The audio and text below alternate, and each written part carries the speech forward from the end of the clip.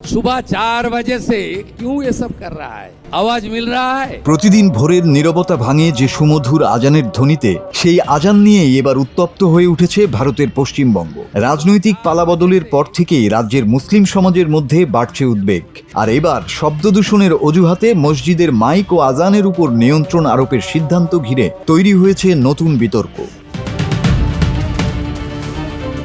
ঘটনার কেন্দ্র আসানসোল। রাজ্য সরকারের নতুন নির্দেশনা অনুযায়ী ধর্মীয় স্থানগুলোতে লাউড স্পিকারের ব্যবহার নিয়ন্ত্রণে নামছে প্রশাসন। সেই নির্দেশ কার্যকর করতে পুলিশ পৌঁছে যায় রেলপার এলাকার জাহাঙ্গীরি মহল্লা ও নুরানি মসজিদ এলাকায়। প্রশাসনের দাবি, শব্দ দূষণ কমাতেই এই পদক্ষেপ। কিন্তু স্থানীয় মুসলিমদের প্রশ্ন, বছরের পর বছর ধরে চলা আজানের ধ্বনি হঠাৎ করেই কেন সমস্যার কারণ হয়ে দাঁড়ালো?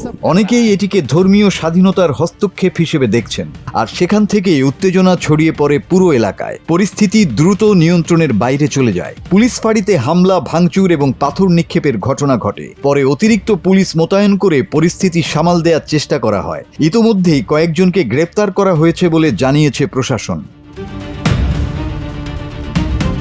এদিকে মুখ্যমন্ত্রী শুভেন্দু অধিকারী হুঁশিয়ারি দিয়ে বলেছেন, সরকারি সম্পত্তি নষ্টকারীদের ব্যক্তিগত সম্পত্তি থেকেই ক্ষতিপূরণ আদায় করা হবে। একদিকে প্রশাসনের কঠোর অবস্থান, অন্যদিকে ধর্মীয় আবেগ। এই সংঘাত এখন নতুন করে প্রশ্ন তুলছে, শব্দ দূষণ নিয়ন্ত্রণের আড়ালে কি ধীরে ধীরে সংকুচিত করা হচ্ছে মুসলিমদের ধর্মীয় অধিকার? Desk report, 24 hours Bangla.